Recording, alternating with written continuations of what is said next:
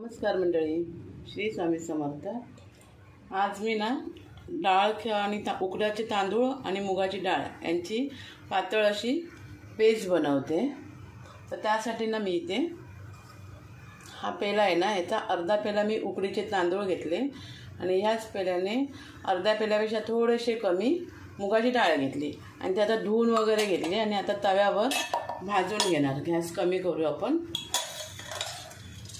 आणि आता ही भाजून घ्यायची अगोदर।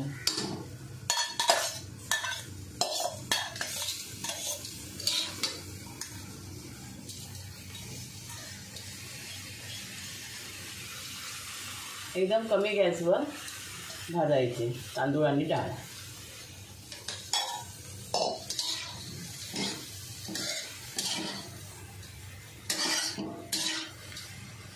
व्यवस्थित अगदी मोकळं होईपर्यंत भाजायचे।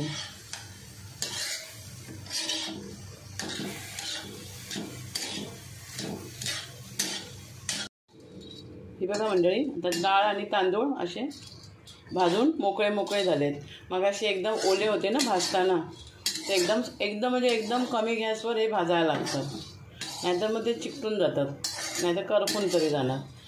त्यामुळे वेळ लागतो, पण जी पेज होते ना ते एकदम खूप चविष्ट होते। आणि अशी पेज आपण लहान बाळांना पण देऊ शकतो। 6 महिन्यानंतरच्या बाळाला अशी पेज करून द्यायची।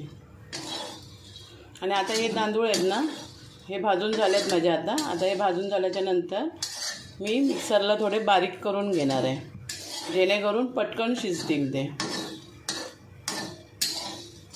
आता मी गॅस बंद करते। आता कुकर तापत ठेवलं आहे,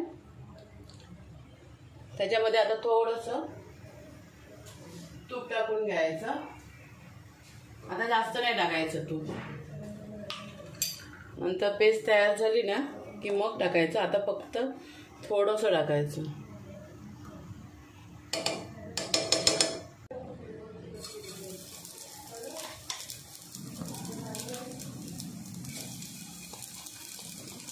जेवढे आपल्याला पेस्ट बनवायचे ना तेवढं टाकून घ्यायचं।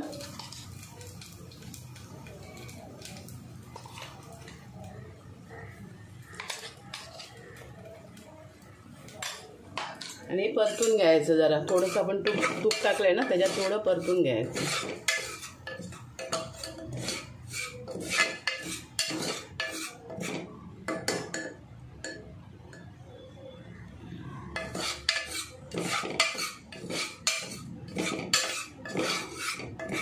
हे मी थोडं परतून घेते म्हणजे आता हे भाजून झालंय। आता ह्याच्यामध्ये मी पाणी टाकून घेते।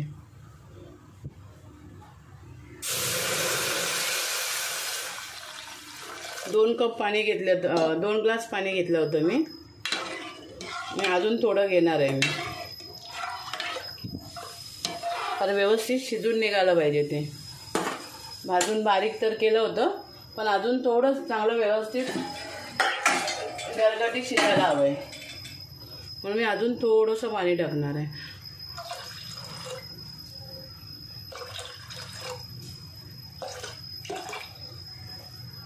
आणि लगेच थोडंसं मीठ टाकून घ्यायचं चवीप्रमाणे।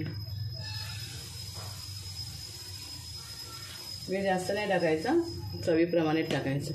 आणि याच्यात दुसरी आता हळद वगैरे काहीच नाही टाकायची। आणि झाल्याच्या नंतर वरून फक्त थोडंसं तूप सोडायचं। आता याला मी झाकण लावून घेते।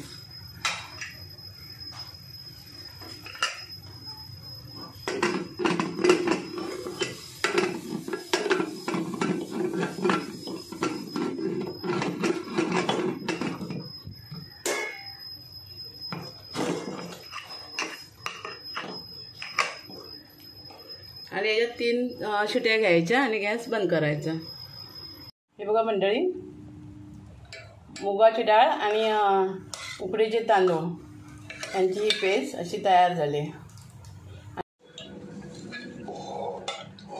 आता मंडळी ही पेस्ट मी या टोपामध्ये काढून घेते। ही बघा मंडळी, आपली पेस्ट तयार आहे। व्हिडिओ तुम्हाला आवडला तर एक लाईक करा, शेअर करा आणि सबस्क्राईब करा. थँक्यू.